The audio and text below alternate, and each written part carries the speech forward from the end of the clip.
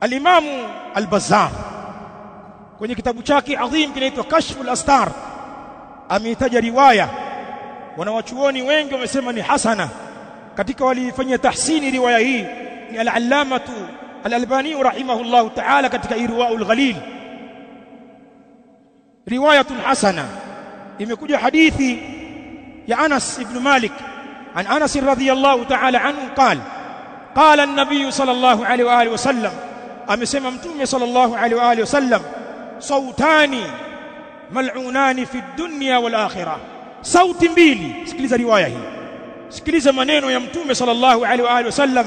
Ewe mtu wa muziki, mwenye kusikiliza muziki, mwenye kufungulia muziki nyumbani kwako, mwenye mke mpenda muziki, mpenda taarabu, afungua tu na umemwekea sabufa pale.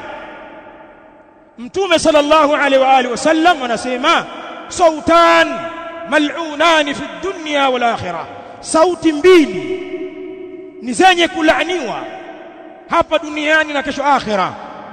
Mizmarun inda ni'ma, zumari, ala za muziki, zumari wakati wa neema, kwamba unapofanikiwa, umetoboa kazi, umepata kipato, furaha yako ni kuachia mdundo. Si ndio walivyo watu leo? Sherehe ya jambo zuri lilokuwa nalo bila mziki sio sherehe. Ili ionekane sherehe na huyu bwana kafurahi, kafanikiwa, lazima aitwe DJ pale na maspika yake. Si ndio nyie mnaofanya wenzenu wasilale kwa kuitisha munkari huu? Ni sauti zilizolaaniwa hizo. Zumari wakati wa neema, warannatun inda almusiba, na kengele wakati wa msiba, sauti ya laana. Hatuna mambo ya kengele sisi hata katika wakati wa msiba.